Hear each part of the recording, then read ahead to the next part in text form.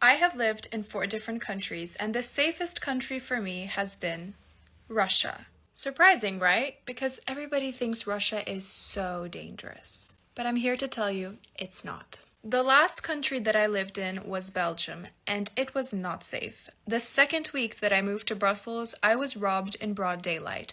I can do a story about that if you're interested. And I always had to feel like my purse had to be very close to me. I was getting catcalled. I couldn't go out in the evening alone as a woman.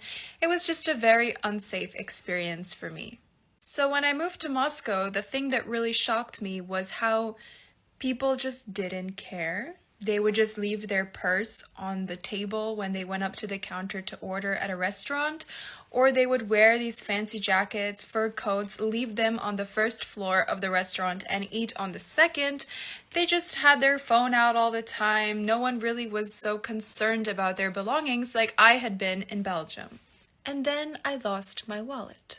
And this lady who found my wallet, found my ID inside, looked me up, and traveled all across the city just to hand it back to me in person. One time, my phone fell out of my pocket on the metro bench that I was sitting on, and I was about to get on my train, but this other lady grabbed it, went into the train with me just to make sure I got it back.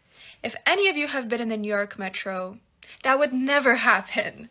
And before you come at me and say, well, that's just in big cities in Russia. Absolutely not. I have traveled to many small villages in Russia, and I have never felt so safe in my life. I have never been catcalled. I've never been followed. I've never had weird people try to talk to me. It has always been a very positive and very safe experience. There's this notion around the world that Russia is so dangerous. But I am an American who lives here, and I know many other Americans who live here and other foreigners, and we all say the same thing. We can't believe how safe it is. Maybe the media doesn't want you to see how safe it is, because then you'll start asking the question, why isn't it like that here? Or even better, come and see it with your own eyes. You won't get robbed.